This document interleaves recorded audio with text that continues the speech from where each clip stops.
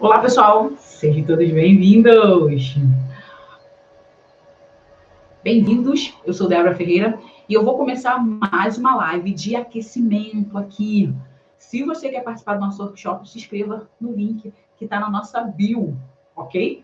Então, vamos lá, pessoal. Mais uma vez, sejam todos bem-vindos. E se você quer captar R$ 5.000 por mês na sua ONG, essa é uma grande oportunidade, porque eu vou estar te dando o passo a passo, o caminho para que você consiga fazer isso de forma coerente, de forma correta, que você vai aprender e vai estar sempre utilizando para multiplicar aí os recursos da sua ONG. Você pode estar pensando, Débora, será que eu vou conseguir fazer isso? Cara, eu sou uma ONG pequena, eu estou dentro de uma comunidade, eu não estou legalizada. E eu digo para você que sim, é possível. Sim, conseguir captar R$ 5.000 por mês na sua ONG. É só seguir o caminho correto. Por quê? Porque captação de recursos, gente, é técnica, é conhecimento. Não é difícil, é apenas aprender que você vai conseguir. Legal? Então, vamos começar a nossa live de hoje com o tema: como ter várias fontes de recursos na ONG.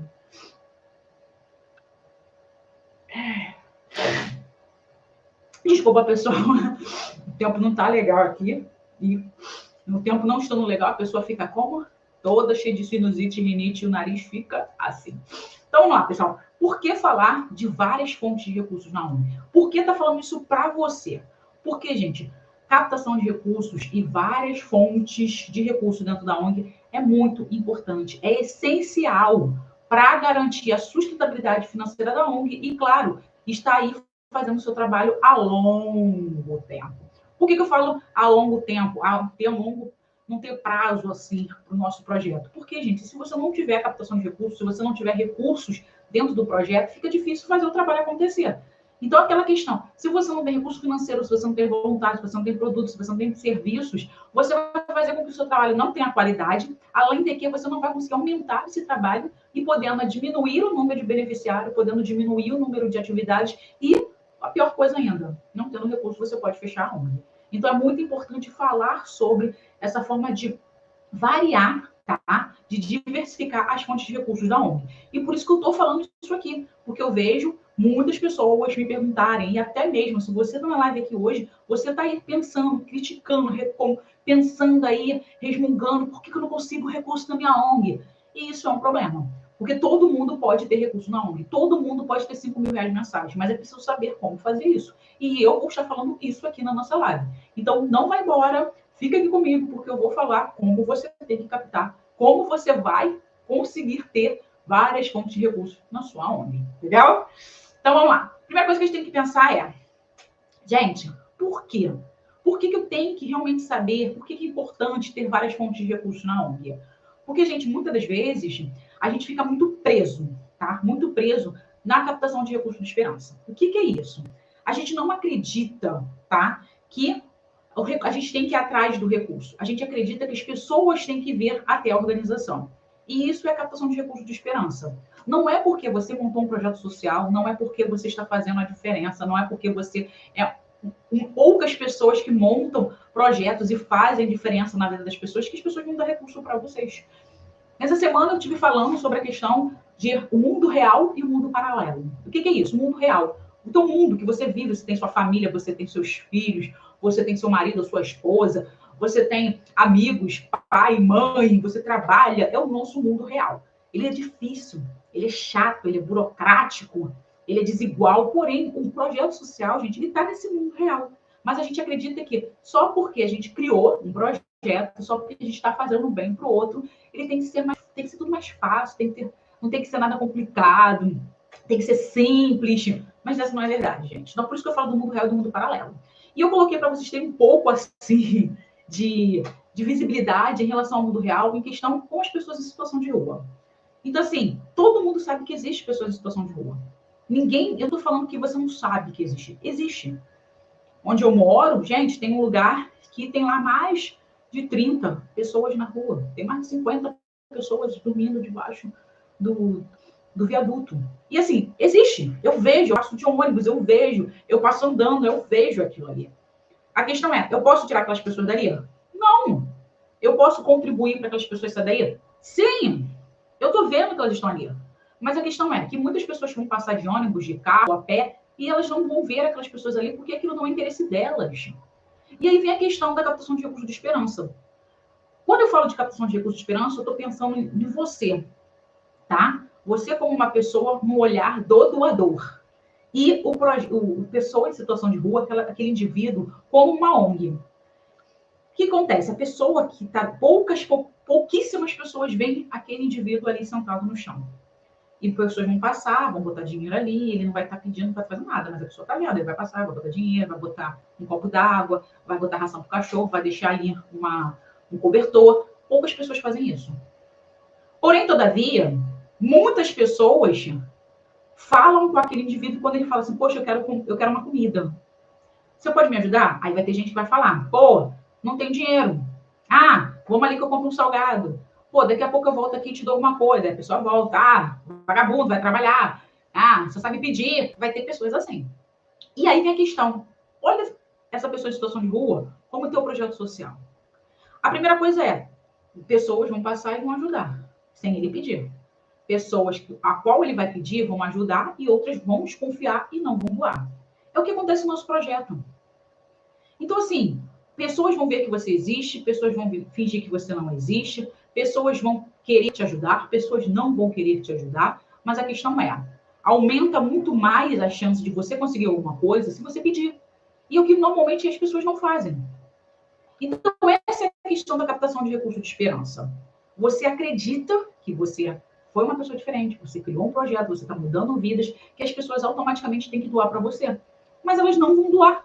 Primeiro, porque muitas delas não sabem que você existe. Segundo, muitas delas ficam desconfiadas se você realmente vai usar o recurso da forma certa. Outras pessoas vão ficar desconfiadas se você é uma ONG. Outras pessoas vão falar, cara, se ela não está pedindo, para que eu vou dar? Então, assim, vai ter várias coisas na cabeça, que vai passar na cabeça daquela pessoa se você não fizer nada. Então, isto é a captação de recursos de esperança. Isso tem a ver com as suas fontes de recursos. Porque se você não pede, as pessoas não dão para você. Entendeu a ideia? Então, só para a gente ter uma noção aqui, que a gente acredita, tá? A gente normalmente não tem recurso na nossa ONG, porque a gente quer captar através da captação de recursos de esperança. Esperar que o recurso venha até a gente sem a gente fazer nada. Legal? A segunda coisa, normalmente, é porque a gente não tem planejamento nenhum. A gente não pensa em nada, tá? A gente não quer saber. A gente quer pensar a curto prazo. O que é curto prazo? Hoje eu tenho recurso, eu vou poder fazer as coisas. Se eu não tenho recurso, eu vou lá e tiro o dinheiro do meu próprio bolso. Eu vou lá, falo com os doadores de banquinho para terminar, para conseguir fechar o nosso caixa. A gente vai fazendo isso. Então, assim, a gente não pensa a longo prazo. A gente não se planeja para as coisas acontecerem. A gente fica, deixa a vida me levar. Vida leva eu. Vamos com a maré. Enquanto está dando certo, a gente vai continuando. Mas a questão é, nunca está dando certo, porque o tempo todo tem a reclamação. Gente, eu não tenho recurso, eu estou tirando dinheiro do meu próprio bolso, somente as grandes organizações conseguem recurso. Eu estou num lugar pequeno, minha ONG não está legalizada. Sempre eu escuto essas reclamações. Porém, todavia, por que projetos não legalizados conseguem recurso e o seu não? Por que pequenas organizações conseguem recurso e a sua não? Mas aí porque deve ter alguém que indique. Porque essa pessoa tem sorte. Gente, não é sorte. É fazer o que tem que ser feito. Então, não dá para você achar que você vai ter várias fontes de recursos, não vai achar que você vai ter dinheiro para caramba para o projeto, se você não faz nada. Se você não se planeja, se você não se estrutura, se você não sabe o que você está fazendo, se você não aprende, porque não vai rolar. Então, assim, não adianta você querer, no teu inconsciente, no seu imaginário, ficar, eu quero ser referência no trabalho que eu faço. Eu quero atender, sei lá, 1.000 crianças por ano. Eu quero ter uma sede com 20 salas. Cara, como que você vai conseguir isso se você não faz nada? E aí você vai falar, não, Débora, eu faço. Eu atendo as crianças, eu dou cesta básica, eu vou lá falar no conselho, eu tenho um estatuto. Legal, mas e a ação de captar? Não existe? Porque, como eu disse aqui, cara, se não tem ação para captar, se não tem pedido, as pessoas vai ficar mais difícil delas doarem. Porque elas não acreditam em você, porque elas acreditam que você já tem dinheiro, por isso que elas não vão te doar, porque elas desconfiam que se você está fazendo um bom trabalho ou não. Porque a gente tem que entender que a gente tem que sair do bolo dos projetos mentirosos. Eu já falei sobre a CPI das ONGs aqui para você. Já falei. Se você não sabe disso, vai ver os vídeos anteriores, porque eu falei sobre isso aqui em uma das nossas lives. rolou a CPI das ONGs, tá? Alguns anos atrás, onde pouquíssimas ONGs, meia dúzia de ONG, tá? E estava desviando recurso público. Então, as ONGs eram ONGs de fachadas, ONGs de pessoas aí meia avesso, que estavam pegando dinheiro público e estavam utilizando para o seu bem próprio. Então, vamos dar lá, sei lá, recebemos 1 milhão, vamos deixar 50 mil para o projeto e vamos gastar 1 milhão comprando casa para gente, comprando carro, viajando. Era isso que o cara estava fazendo. Mas, gente, eu não estou falando das milhares de ONG que existiam. Eu estou falando de meia dúzia de gato pingado. E essa meia dúzia de gato pingado criou a ideia de que todas as ONGs são mentirosas, de que todas as ONGs são 7-1, de que todas as ONGs só querem mamar na teta do governo. Mas por quê? Porque as pessoas não têm conhecimento. E quando eu falo as pessoas que não têm conhecimento, são essas pessoas que estão lendo essas mensagens. Essas pessoas que não sabem realmente qual o trabalho de uma ONG. Essas pessoas que não sabem a importância do projeto que ela faz. Além de que nós, gestores, ou melhor, vocês, gestores, não passam credibilidade para essas pessoas, para que elas não fiquem com essa ideia de que todas as ONGs são 7-1, que todas as ONGs querem dinheiro do governo. Porque, na verdade, o governo não tem nem tanto dinheiro assim para dar, tá? É muito pouco. Além de que, quando ele dá esse dinheiro, ele não dá. Ele te paga para você prestar um serviço do qual ele não está conseguindo suprir as demandas. Então, assim, você ainda está trabalhando para ele.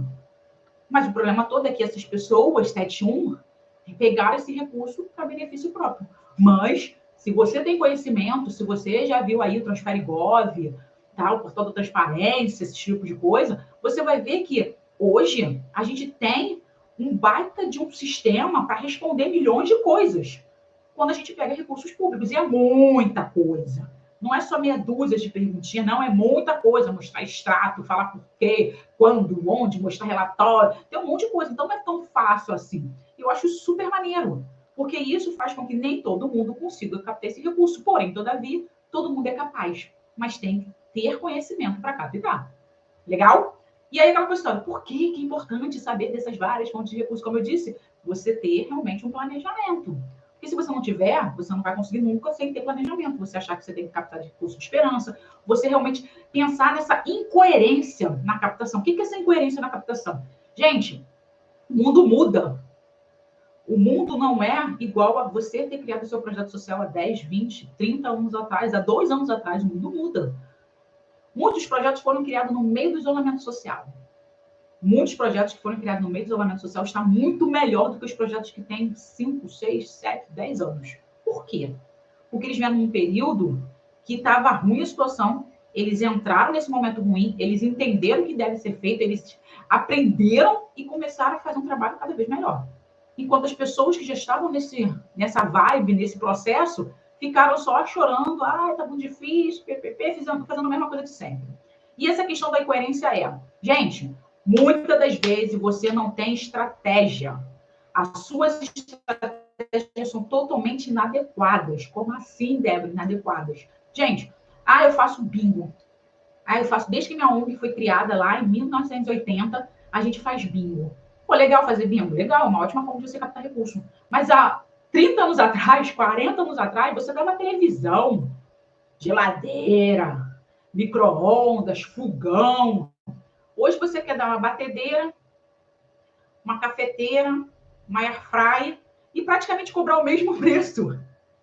Cara, uma airfryer é R$400. Aí você cobrar o bingo por R$60, R$80. Não, sério, eu nem tenho chance de ganhar, eu posso comprar uma airfryer e pagar em 12 vezes. Então, assim, as pessoas acabam tendo essa questão de querer comprar porque não é mais aquela mesma coisa. Não chama mais atenção. As pessoas já saíram dali, pessoas já faleceram, pessoas já foram embora, já são filhos. E essa galera já mudou e você continua na mesma ideia. Time que está vencendo não se mexe. Mas, gente, o time já não está vencendo. E ele estava vencendo há anos atrás. Agora, você deixou ele ficar sem treinamento, sem conhecer quem é a galera que vai jogar com ele. Tu deixou. Mas você está aí na vibe de ficar, não, eu fazia assim, tem que continuar assim. Outra coisa é a questão realmente da falta de investimento. O que é falta de investimento? Gente, de saber o que faz. Como se capta recurso? Como que eu tenho que fazer? Pô, se eu não sei, não dá para fazer mais bingo? O que eu posso aplicar aqui? Qual outro evento que eu posso colocar aqui para minha comunidade? Será que eu tenho que ficar somente na minha comunidade? Você não vai atrás de outras estratégias. Ah, mas aí é muito trabalhoso. É complicado. Eu tenho tanta coisa para fazer. Mas é aquela coisa, não quer que o projeto aconteça? Não quer que ele melhore? Você não quer ser referência no que você faz? Você não quer ter uma sede própria? Isso tudo é coisa que você tem que pensar. Porque não é ficar, vamos deixar, eu vou ter uma sede quando Deus quiser. Cara, o Deus quer que você tenha uma sede. Mas ele não vai fazer, toma aqui uma sede para você, minha filha, que você criou um projeto social. Não vai fazer isso por você. Porque se ele for fazer por você, tem que fazer por todo mundo. Então ele não quer ser injusto. Ele vai lá o quê? Vai se esforçar para tu conseguir, como um monte de gente está se esforçando. Eu estou te dando aqui oportunidades. Vai lá, pega as oportunidades que tu vai conseguir, sim, a tua sede, se você for junto com essas oportunidades que eu estou mandando para você. Mas aí acontece o quê? Você faz o quê? Isso não é oportunidade. O que estão ensinando aqui não é oportunidade. Esse curso aqui que estão me oferecendo não é oportunidade. Esse voluntário aqui que é chatinho, mas que tem conhecimento legal, mas não quer fazer o que eu mando, não é uma oportunidade. Ele está te mandando coisa boa para você e você não está aceitando. E acontece o quê? Você não aprende, você não relaxa e você continua capengento, vendendo almoço para pagar a janta. Isso aí. E aí o problema é de quem? Seu. O problema é seu. E eu não quero que esse problema seja seu. Eu quero que esse problema seja nosso. Eu entender o seu projeto e poder te ajudar para você ter 5.000 reais por mês. Poder te ajudar e te mostrar conhecimento para você fazer o quê? Aprender, ter os seus 5.000, aprender a captar, conseguir mais e ter sua sede própria. É isso que eu quero de você. Mas você está deixando a oportunidade passar. E quando eu falo de deixar a oportunidade passar, é porque o gestor, muitas das vezes, confunde, sabe o quê? A falta de tempo com a falta de recurso. Isso é muito importante. Como assim, Débora? Falta de tempo, falta de recurso? Gente, falta de tempo. Falta de recurso. Vou começar com falta de recurso. Falta de recurso. Eu não posso contratar pessoas qualificadas, tá? Porque eu não tenho dinheiro. Olha só, eu não posso contratar pessoas porque eu não tenho dinheiro. Mas por que você não pode contratar pessoas que não têm dinheiro? Mas por que você não tem dinheiro? Porque é difícil. Eu estou fazendo tudo para conseguir dinheiro, mas eu não consigo, porque é difícil. Mas é difícil por quê? Os editais estão aí, sempre vence as mesmas pessoas. Eu participei já de um edital 3 vezes. Essa é a minha 4ª vez. E eu sei que eu não vou passar, porque fulana, com o projeto X, já passou 3 vezes, com certeza ela vai passar de novo. Ela já tem um QI, um conhecido. Tem alguém que enfia ela lá sempre, porque eu já vi que ela já passou 3 vezes. São 10 vagas. Gente, 7 instituições são as mesmas 3 anos seguidos. Entraram 2 e 3 instituições que vão mudando assim. Tá, legal. Mas por que são sempre as 7? Porque sempre são aquelas 7. Porque tem conhecimento? Porque é conchavo? Cara, talvez não. Eu acredito que não seja conchavo nenhum. Eu acredito que aquela organização ela já entendeu o que aquela instituição quer. O que aquela pessoa, aquela empresa que está dando aquele recurso quer dela. Ela já pegou isso. Ela já entende o que eles querem. Ela já sabe o que ela tem que falar, o que ela tem que mostrar. E você não. Mas aí como que eu vou saber disso? Lendo o regulamento. Entendendo o que está escrito. Vendo quais são os outros projetos que já participaram, quais foram os que já ganharam. O que eles te ofereceram. Porque isso conta. Isso é uma estratégia que eu estou falando para vocês aqui, tá? Eu tenho conhecidos, projetos conhecidos que participaram 7 vezes de um edital. Na 7ª vez que a pessoa passou. Por quê? Não passei na primeira, tudo bem, vou desistir não. Vou me aperfeiçoar, vou me aperfeiçoar, vou me aperfeiçoar. Vou sempre um passo até chegar a minha hora. E foi assim. No primeiro ano, estava lá. Sem instituição, ela estava lá. 100ª. No segundo ano, sem instituição, novamente, ela estava em 90. No terceiro ano, sem instituição, novamente, ela estava lá em 85. Ela foi subindo. Porque ela já estava entendendo, foi melhorando as coisas aos poucos. Até que no 7º ano, ela entrou nas 10. Desistiu? Não. Mas ela também aprendeu, entendeu o que era necessário para passar naquele edital. E aí aquela questão, ela, estou dizendo que tempo, ela parou, ela pensou, ela se estruturou, ela aprendeu, ela como gestora da ONG, ela se organizou. E a questão, como ela disse, eu, Débora, trabalhei dentro de um projeto que eu fazia projeto, eu trabalhava dentro de uma ONG, eu escrevia projeto, mas eu não escrevia projeto 100%. Eu aprendi a escrever projeto junto com voluntários.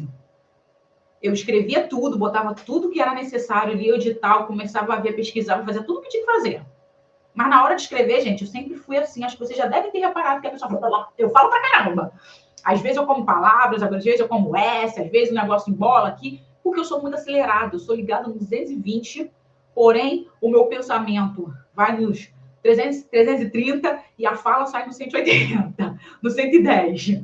Então, às vezes enrola um pouco, aí eu tenho que relaxar, respirar para continuar. E aí a questão é, eu não fazia o projeto sozinha, eu fazia junto com meus voluntários.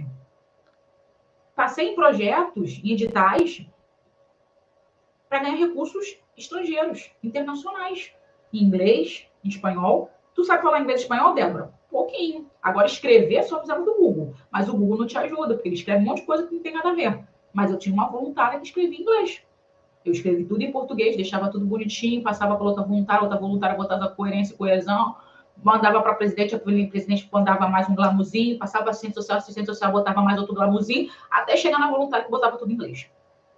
Assim foi com o espanhol. Fiz tudo direitinho, passava para outra voluntária, depois passava para outra voluntária, passava para assistente social, passava para a presidente, depois chegava na voluntária que fazia espanhol. Era um processo. Uma equipe para fazer um edital, mas rolava.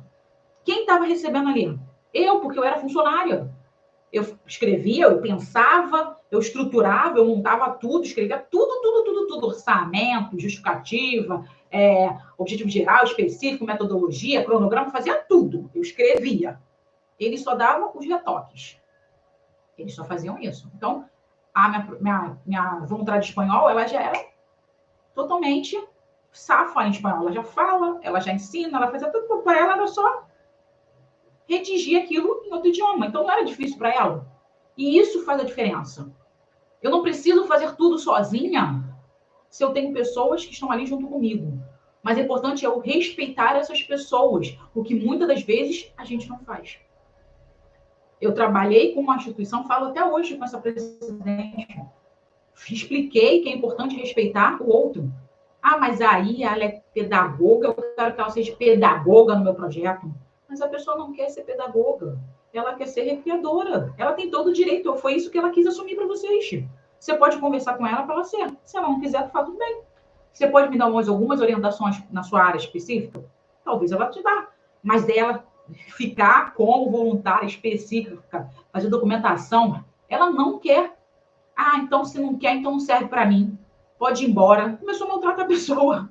Cara, você tem que respeitar, porque aquele voluntário, ele te ofereceu o tempo e habilidade para você aquilo que ele queria. Você falou que queria um recreador e chegou lá como recreador. Aí você descobriu que o cara era pedagogo, aí você agora quer que ele vire pedagogo, porque você tem uma necessidade de ter um profissional de pedagogia no teu projeto. Não pode ser assim. Então, quem está sendo desrespeitoso nesse momento é você, gestor. Não é a pessoa que não quer trabalhar com você. A gente tem que respeitar as pessoas. E muitas das vezes a gente não quer. Tem que trabalhar quando precisa. Se quer ser voluntário, que quer ajudar as pessoas, tem que ajudar junto com a gente no que a gente precisa. Não! Ela tem que fazer aquilo que ela assumiu. Ser recreadora segundas-feiras de 2 às 5. Ponto.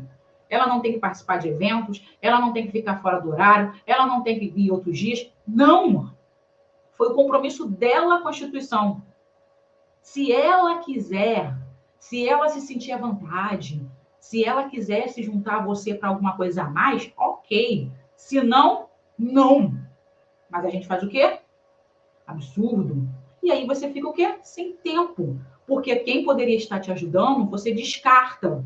Porque não faz o que você quer. E aí você perde pessoas que são recursos valiosos para que você possa ter tempo necessário, hábil, para você fazer o que realmente importa, que é captar recursos para que você futuramente consiga contratar pessoas para que aquelas pessoas façam o que você quer. Olha só como é um sisteminha. Mas a gente quebra o sisteminha no meio do caminho e a gente não consegue chegar aonde a gente quer chegar, que é ter 5 mil reais por mês ou mais para nossa ONG. Entendeu a ideia? Então, gente, tempo todo mundo tem. A questão é que a gente não dá prioridade para o que seja necessário. Ninguém pediu você, gestor, para ser professor, para ser gestor, para ser presidente, para ser coordenador, para ir em todos os eventos, para participar do evento de capacitação de recursos, para capacitação, para você ir para capacitação para falar de internet, para você ir para lá para capacitação, para falar sobre certificação. Tu faz tudo, mas não aplica nada. O que adiantou? Você gastou tempo. Para que tu ficou o dia inteiro dentro de um evento se você não vai aplicar aquilo que você aprendeu? Ah, mas eu não tenho tempo para aplicar. Cara, você ficou o dia inteiro, praticamente 8 horas, sem pensar na sua instituição, mesmo estando representando a instituição lá. Você ficou 8 horas perdida, porque você não vai aplicar nada que você aprendeu. Então, aquelas 8 horas que você ficou naquele curso, você poderia ter feito o quê? Pensado em captar recurso. Pensado em fazer outra coisa na instituição, mas não ir no curso, porque não adianta você ir num curso se você não vai aplicar aquilo que você aprendeu. Tempo perdido. Entendeu a ideia? Então, para com essa ideia de confundir, de achar que você não tem recurso pela falta de tempo, pela falta de recurso financeiro. Porque, na verdade, muitas das vezes a culpa, que não estou dizendo que a culpa é sua, é porque você não sabia disso, tá? Por isso que eu estou aqui te mostrando, abrindo a sua mente dos erros que você está cometendo para você não ter recurso na sua ONG. Isso que eu estou fazendo aqui. Mostrando para você que você está cometendo alguns erros e que isso está afetando a captação de recursos da sua ONG. E eu falo isso é porque a gente não está vendo isso. Você não está vendo que você está cometendo erros e que está prejudicando a captação de recursos da sua ONG. Tá? Ok, Débora, legal. Mas qual é o maior benefício de ter várias fontes de recursos? Porque assim, já que eu vou ter várias fontes, porque é isso que eu quero, é isso que você vai me ensinar, qual é o benefício? Gente, o maior benefício de você ter várias fontes de recursos na sua ONG, sabe qual é?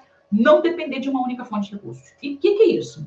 Muitas das vezes tem projeto que tem parceria com o poder público, com a administração pública. Eu tenho um município, com o estado, federal, que eles estão ali arcando com as despesas do projeto.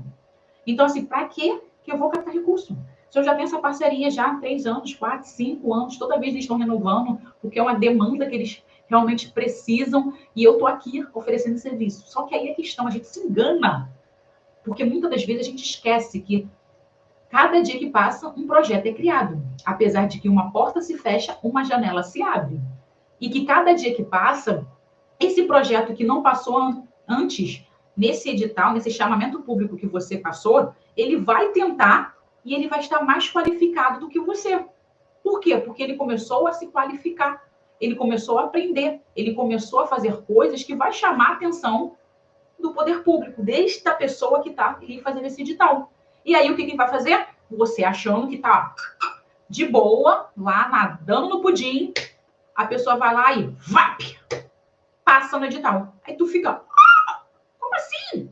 Eu perdi o recurso, meu Deus do céu, o que a gente vai fazer agora? Porque era a nossa única fonte de recurso. Então, quando você tem várias fontes de recurso, acaba isso. Acaba, porque você não fica preso com aquela única fonte.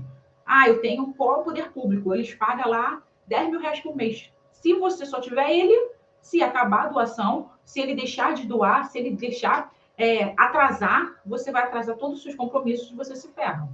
Mas se você tiver várias fontes de recursos, você não fica preso com ele. Então, assim, vamos pensar que você hoje tem a parceria com o poder público, tá? E o poder público, ele arca apenas com uma atividade do seu projeto, que esse é o certo. As suas ações, elas têm que ser diversificadas, tá? Tem que ser diferente. E cada fonte de recurso vai arcar com alguma coisa. Por isso que eu falo com as pessoas, um projeto, um edital, ele não vai arcar com todas as ações do seu projeto. Ele vai arcar com uma atividade. Vou fazer o balé, só vai pagar o balé.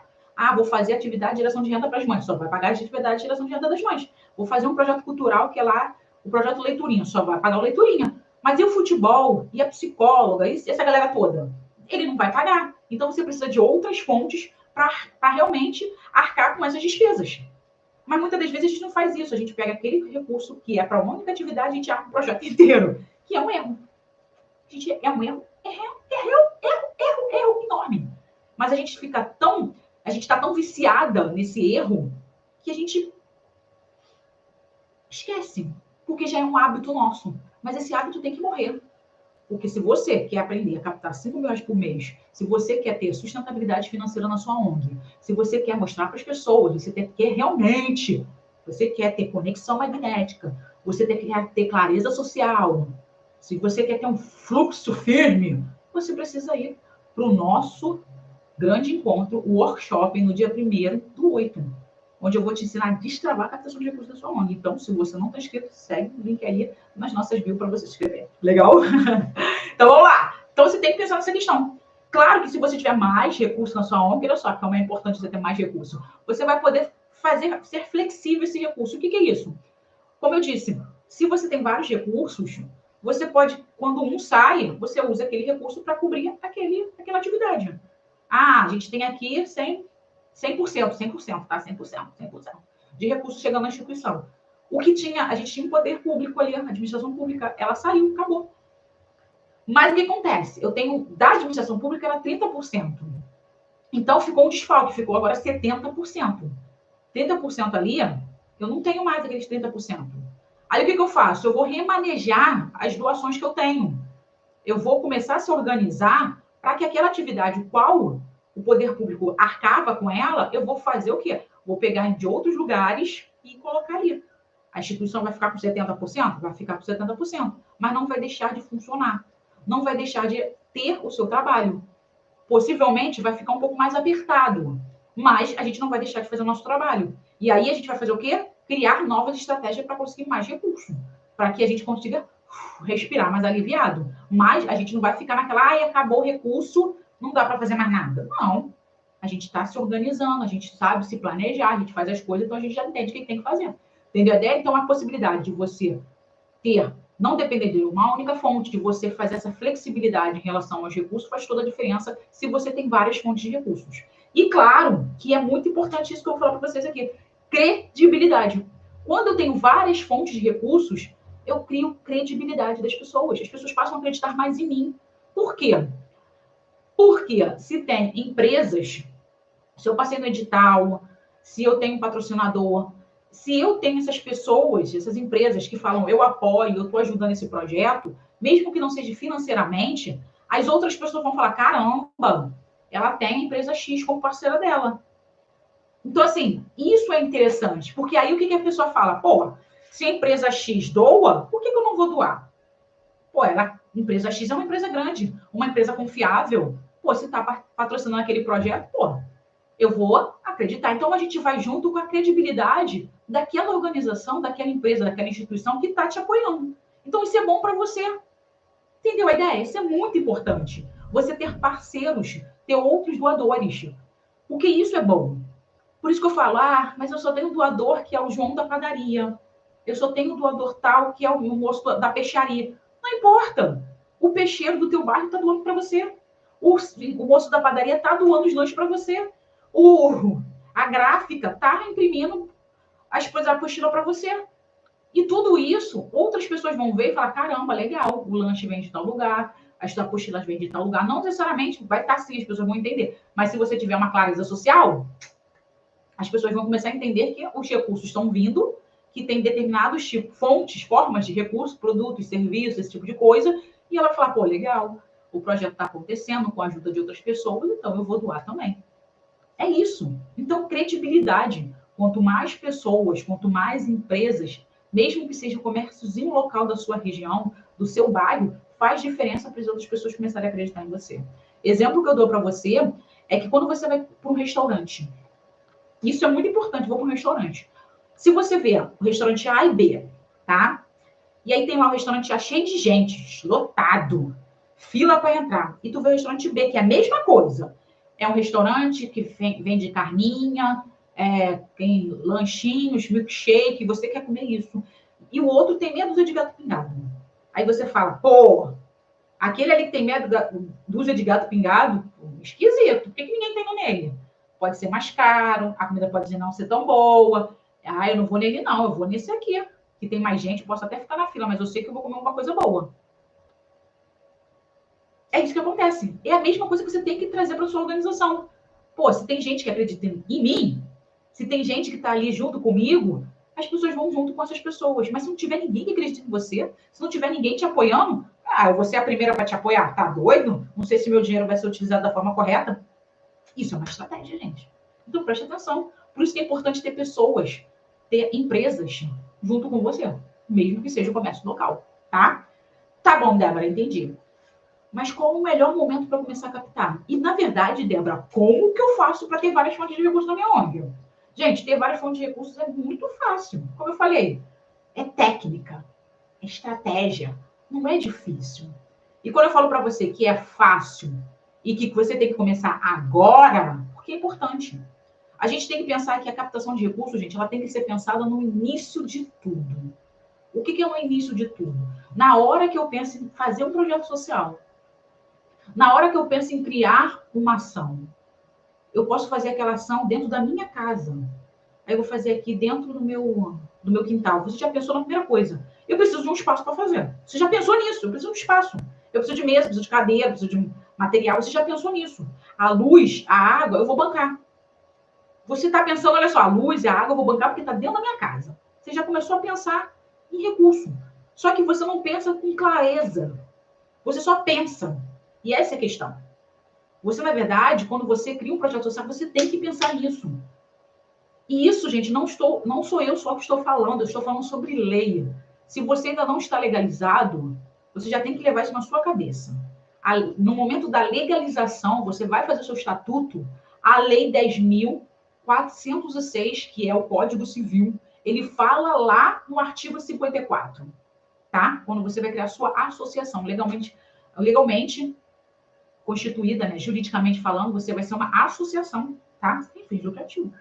E aí ele fala lá para você no inciso 4. Ele vai falar um monte de coisa, tá? No artigo 54, ele vai falar, gente, me diz aí o que você vai fazer. Essa sua associação vai fazer o quê? Mas no inciso 4 ele fala assim, as fontes de recurso para sua manutenção. Ele fala isso para você. O que você vai fazer e como você vai manter esse serviço. Ele te pergunta na hora de você legalizar. E a mesma coisa que a gente tem que pensar na hora que a gente vai começar o projeto. Cara, eu vou fazer o projeto, mas como é que eu vou manter esse projeto? Eu não posso ficar na esperança das pessoas irem lá e doarem para mim. Eu não posso ficar na esperança de que vai vir uma bolsa de dinheiro do céu. Eu não posso achar que Deus vai me ajudar, que os anjos, que sei lá, se você acredita em alguma coisa, se é a natureza, não sei. Não sei, mas ninguém vai te ajudar se você não se ajudar, se você não se conectar com pessoas, se você não fizer ações para com que essas pessoas cheguem até o projeto e doem recurso para você. Essa é a questão. Então, na lei te fala o que você vai fazer e como que você vai manter essas ações que você está falando que você vai fazer. E aí, para você fazer isso, para você pensar nessas ações, é onde vem. Primeira coisa é você definir um objetivo. O que é esse objetivo? Gente, identificar as suas necessidades. Quando você cria um projeto, você já tem que pensar, eu preciso de um espaço.